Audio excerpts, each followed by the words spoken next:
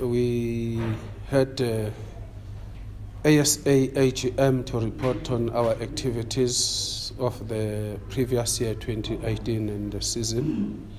And we started with a board meeting yesterday where we deliberated a number of issues that are critical in taking the sport forward. And from 2 to 5 we finished that. And from 6 to 8:30 we had the President's Forum, where all the 17 ASA provincial presidents, as well as the associate members in the name of SANDF, SAPS, Correctional Services, SAMA, which is South African Masters Association, as well as the Intellectual Impaired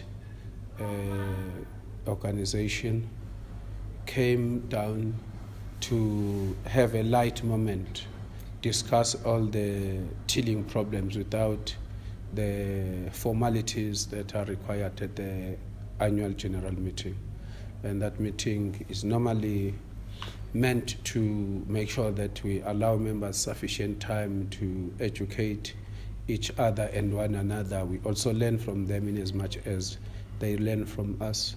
Then this morning at 10 we started with the annual general meeting, which is a constituted meetings. You have to follow the dictates of the constitution of ASA. That also went well from 10, and we finished at 1:10, which is a record, and a number of issues were discussed.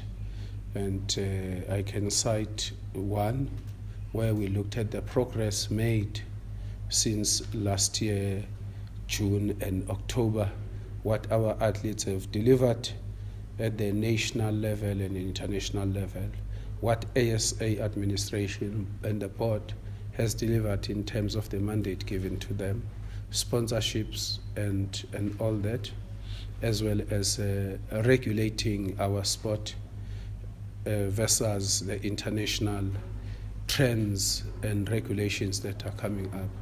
Also, we gave the head-ups in terms of the court cases. One of them, which is prominent, is the Caster Semenya matter. We informed our members where it is at this point in time, and I can say that the matter is at the Swiss Federal Court, where we are waiting for the decision to be issued on the 25th. And we also looked at all other small issues and how do we regulate the coming of athletes to this country who do not have any required accreditation, and what is it that we need to do. And we were given guidance, and we also gave guidance to our members that we'll go back and develop our rules and study the IAAF rules so that we'll remain relevant. We also spoke at length that regulation and regulating everything at times does not work. Some of the things you need to use common sense. You need to be innovative.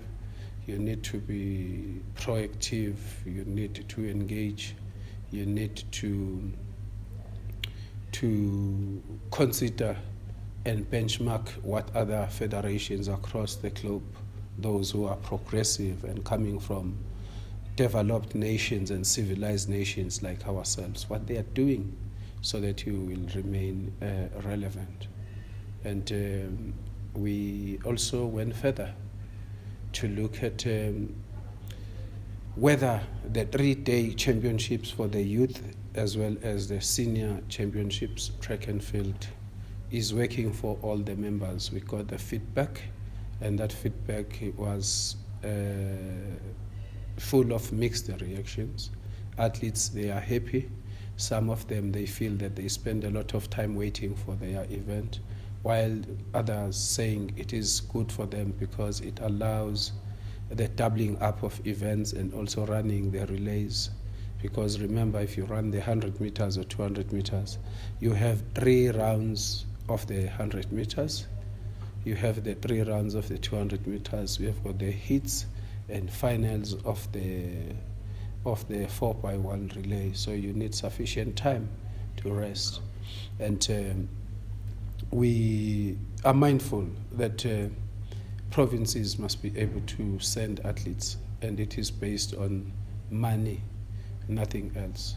If you spend more bed nights in a hotel, it costs you money that you should be bringing those athletes. You have to pay for buses, you have to pay for accommodation.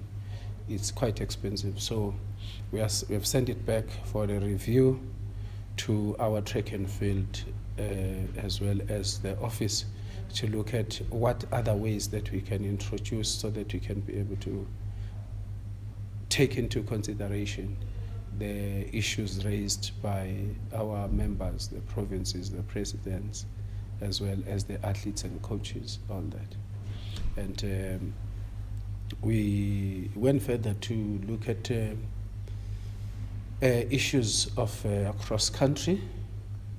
We will be running a series, and we urge all our provinces to participate in the province where you have the prizes, incentives for the cross country. And our focus for now is junior, youth junior, men and women, and senior cross country runners. We also spoke about the preparations for the Olympic Games of our track athletes and marathon athletes, and we agreed in principle that we need to have head coaches and event-specific head coaches, and in road running we need to have a coach for the ultra distance and a head coach for the marathons and all that, because we do have specialists. It does not mean that if you are a good coach for the marathon, standard marathon and half marathon, you can be a good coach for ultra and all that. We also spoke about the synergy between track and field, commission, cross country and road running, so that we can be able to supply athletes for years to come. And we ended in a high note, showing what our athletes have achieved at international level. That South Africa came back with a silver medal at the IAAF relays in the 4x200 meters men, the 4x4 men, and the 4x1 men.